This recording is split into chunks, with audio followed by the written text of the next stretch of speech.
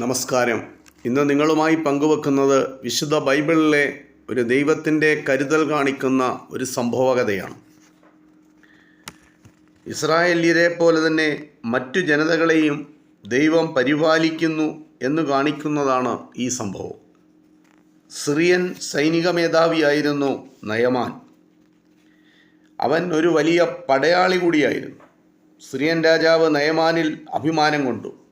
ഇസ്രായേലിനോടുള്ള യുദ്ധം ജയിക്കുന്നതിന് യഹോവ നയമാനെ സഹായിച്ചു. എന്നാൽ നയമാൻ ഗുരുതരമായ ത്വക്ക് രോഗത്താൽ വളരെ കഷ്ടപ്പെട്ടിരുന്നു. ഇസ്രായേലിയരുമായുള്ള യുദ്ധത്തിൽ സിറിയക്കാർ ഒരു ഇസ്രായേലിയ പെൺകുട്ടിയെ അടിമയാക്കി കൊണ്ടുവന്നിരുന്നു. അടിമയായി കൊണ്ടുവന്ന ആ പെൺകുട്ടി നയമാൻ്റെ ഭാര്യയുടെ ഭൃത്യയായി ജോലി ചെയ്തു. ഒരു ദിവസം ആ പെൺകുട്ടി അവളുടെ യജമാനത്തിയോട് പറഞ്ഞു, യജമാനൻ ശമരിയയിലെ പ്രവാചകൻ്റെ അടുത്ത് പോയാൽ കൊള്ളായിരുന്നു. എങ്കിൽ അദ്ദേഹം യജമാനൻ്റെ രോഗം സുഖമാക്കുമായിരുന്നു.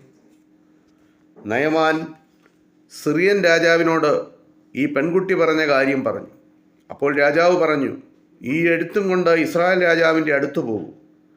അങ്ങനെ നയമാൻ വെള്ളി, സ്വർണം, വിലയേറിയ വസ്ത്രങ്ങൾ എന്നിവ സമ്മാനമായി കരുതി ഇസ്രായേൽ രാജാവിൻ്റെ അടുത്തേക്ക് യാത്രയായി. ഈ എഴുത്ത് എൻ്റെ സേനാധിപൻ നയമാനെ പരിചയപ്പെടുത്തുന്നതിനാണ്. നീ അവൻ്റെ രോഗം സുഖപ്പെടുത്തണം എന്നതായിരുന്നു ആ കത്തിൻ്റെ ഉള്ളടക്കം. ഇസ്രായേൽ രാജാവ് കത്ത് വായിച്ചു ഭയപ്പെട്ടു പോയി.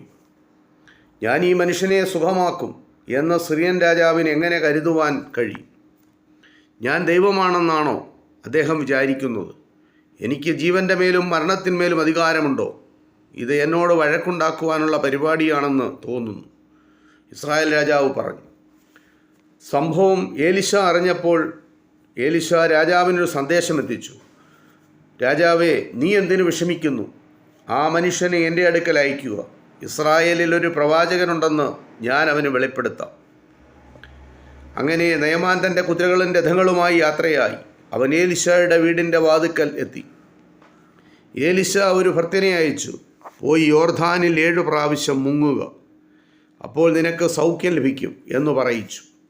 പക്ഷേ നയമാൻ കോപിഷ്ഠനായി. അവൻ വന്ന് തൻ്റെ സൗഖ്യത്തിനായി യഹോവയായ ദൈവത്തോട് പ്രാർത്ഥിക്കുമെന്നും എൻ്റെ മേൽ കൈവീശി സുഖപ്പെടുത്തുമെന്നല്ലേ ഞാൻ ചിന്തിച്ചത്. ഇസ്രായേലിലെ എല്ലാ നദികളെക്കാളും ശുദ്ധമല്ലേ എൻ്റെ രാജ്യമായ സിറിയയിലെ നദികൾ? ഞാൻ അവിടെ മുങ്ങി ശുദ്ധനായിക്കൊള്ളാം, നയമാൻ പറഞ്ഞു. അപ്പോൾ നയമാനോടൊപ്പമുള്ള ഒരു പരിചാരകൻ അയാളെ തടഞ്ഞു. യജമാനനെ, ആ പ്രവാചകൻ വളരെ